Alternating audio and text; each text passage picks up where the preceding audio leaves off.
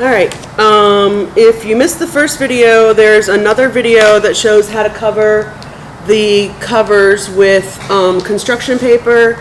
So you have a color cover of whatever you're choosing, or two different colors. We're doing a solid green one.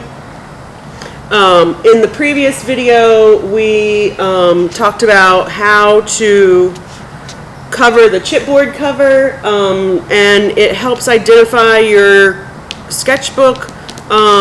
So because we have 90 students in my classroom at any one day, then it makes it easy, so if somebody misplaces it, that we can find which misplaced sketchbook is their sketchbook. We've already used some of the materials on our materials list here. We used Elmer's glue, scissors, a gift card or a plastic card, and the chipboard and the construction paper for the covering part. For this part, we're going to need our hole punched paper, our covers, all right, 2 of them. They're also hole punched. You're going to need your spiral that's appropriate for how many pages you're going to have, a pair of pliers, and a pair of scissors. And I also have one blank piece of white computer paper that I'm going to, after I assemble this and get it all ready, I'm going to show you how to make a pocket that has gussets, so it can hold fatter things, but mainly so you can get your hand into the pocket. So we're going to start with the time to assemble.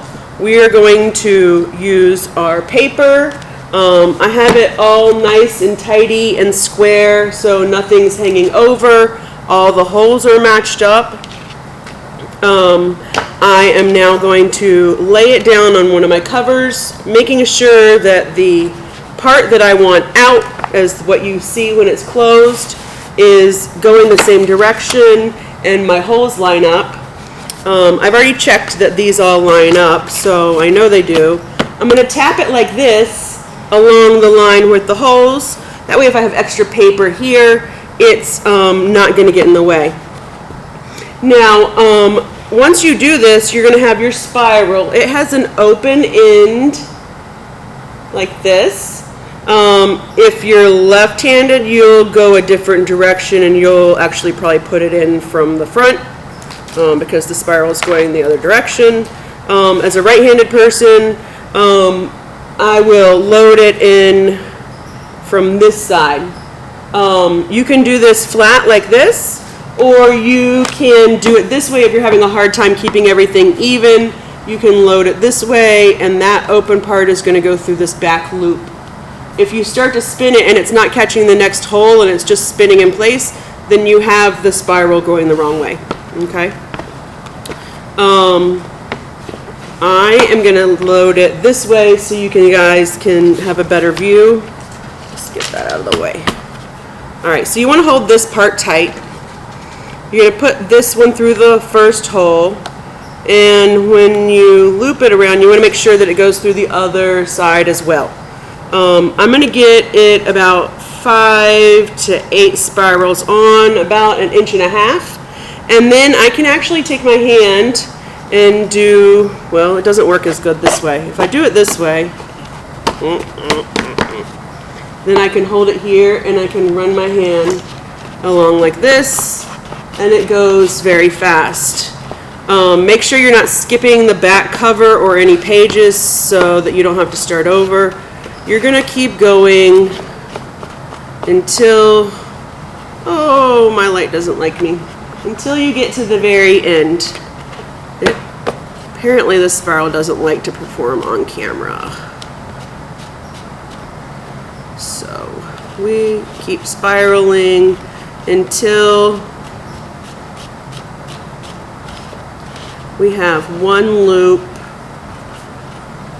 that sticks over the end like this. Okay? You probably will have some extra hanging over here. And we'll cut that off. So just for demonstration purposes, I'm going to pinch this one first. Okay? I want to make sure that I have a loop that goes over the pages. I'm going to use my pliers, and I'm just going to squeeze this loop until it looks sort of like a pigtail, right? So it creates, let's see if I can show it. So it should be tight here at this end. Let's do it again. So it creates sort of an E shape. It's kind of hard to see on the camera, but it has a little overhang, okay? And it's got a tight corner here. Let's see. All right, then I'm gonna move it back a little bit, and the whole purpose of this is so that it won't unwind itself. So on the other end, I'm gonna take my scissors and I'm gonna go in here to, so that I have one full loop all the way around. And I'm just going to use my scissors at the back of the scissors here, okay? You have to have a little pressure, and just press and cut, okay?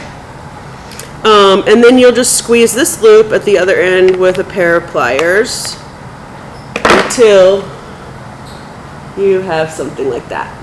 Now, if you wanted to, you could cut off this extra thing.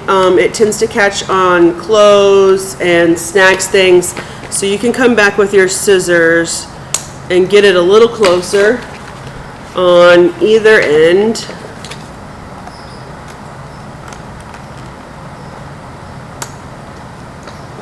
All right, and your sketchbook is now assembled, ready to do whatever you want to on the inside.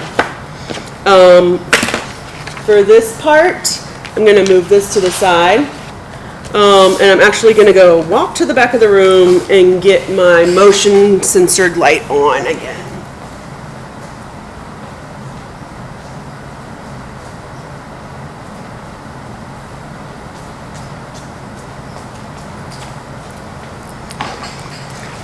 Okay.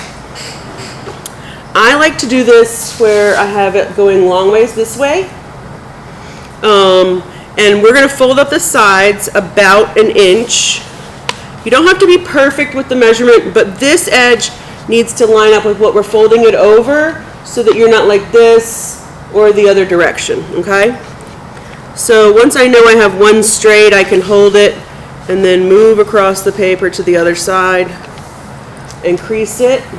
And I like to use the back of my thumb and get a really sharp crease because it will help with the step after I do this to the other side, okay?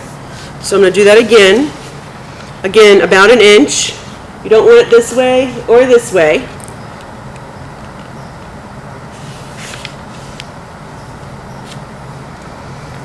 And crease it, and then I go back with my nail across the crease in the right place until it's nice and sharp, okay? So you have two edges folded up like this, all right? Now I'm going to turn it so it's long ways away from me, and I'm going to fold this not in half, but almost in half with about an inch or so at the top. All right, I'm going to make sure my edges here line up. We don't want it crooked like this. We want it nice and straight. And if you hold it in the middle and run your finger down, then you can just do your crease across like this, and you don't end up with it skewed. Go ahead and make that nice and sharp. And I'm going to fold this over, but I don't want to fold this part. So if it's a little short, that's fine. But you just don't want to fold too much so you don't crease the other piece. And then fold that over. Come on now. All right, here we go. Folding that over. So we've made kind of like a little envelope. All we have to do is glue the sides. But we're going to glue the sides not on this side, but on this side, on our shorter piece. And we're going to glue close to the edge, but not right on the edge, and with just a little bit of glue. I find that because of the white on white, sometimes it's easier if I draw a line so that everybody watching can see it. So I'm going to put my bead of glue, a thin bead right about there. Here's where my edge of my paper is, Okay, I'm going to do that on the other side too. You want to get close to that the pleat right here, or the crease, but you don't have to get all the way to it. It'll be okay. Alright, so again, I'm going to use the glue all because I'm probably going to reach in this pocket a bunch of times. I'm not going to use a glue stick, and I don't want to use Elmer's school glue because it's watered down. This has more holding power with less glue, which means less moisture, which means it is going to not wrinkle my paper. I'm going to open it all the way, right? And remember, we talked about in the last video, if you put this tip all the way on your paper flat and squeeze, no glue will come out, right? So I have it like this, and I'm only going to tip it back just a little bit and squeeze just a little bit so I can control how much glue comes out, because I only want a tiny, tiny bead of glue, okay?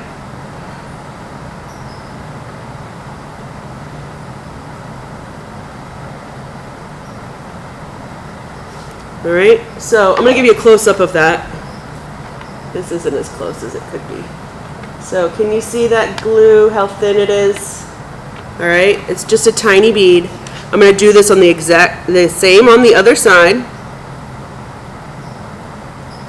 You don't want it right on the edge, because if your glue squishes over into this area beyond where the piece is folded over, you're going to glue the whole thing shut.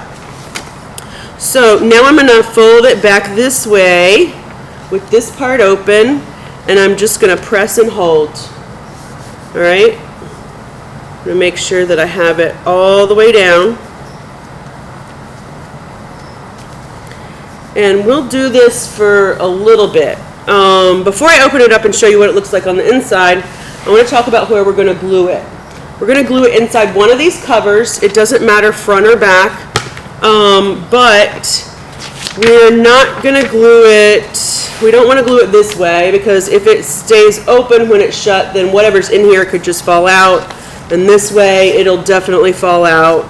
So I'm actually going to put this part that closes the envelope close to my spiral, and I'm actually going to put mine right down here, close to my spiral. That way, when I'm in a hurry and I shut my notebook, it will shut the flap for me and keeps everything inside the pocket. Okay, so I think this might be dry enough to show you now why we did the fold. So when you open it up, oh, I might have put too much glue. Oh, no, it's fine. When you open it up, it has a little pleat here so you can get something thicker in without tearing your seams here. So this is what we call the gusset. It gives you more room to fit your things and parts in here, plus get your hand in there to get them back out again. Okay? Now, before we talked about how this goes towards the spiral so that it'll close. If you have it too far away, it won't necessarily close, and it could just stay open like this. So I'm going to make sure that it's close enough that when it closes, it'll get caught in the book and close itself. All right? Now, again, I'm going to use a liquid glue because we're going to touch this all the time and open it and mess with it all the time. All right? You need liquid glue to keep strength for a long period of time. Glue sticks can work in some cases, but for thicker things that I'm touching all the time, I don't like to use a glue stick. I'm going to turn it over, and I'm going to apply my glue just in a square around here. Okay? You don't have to have it all over. We're not worried about it buckling. Again, I'm going to put it slightly inside of where the edge is so that it doesn't get glue everywhere.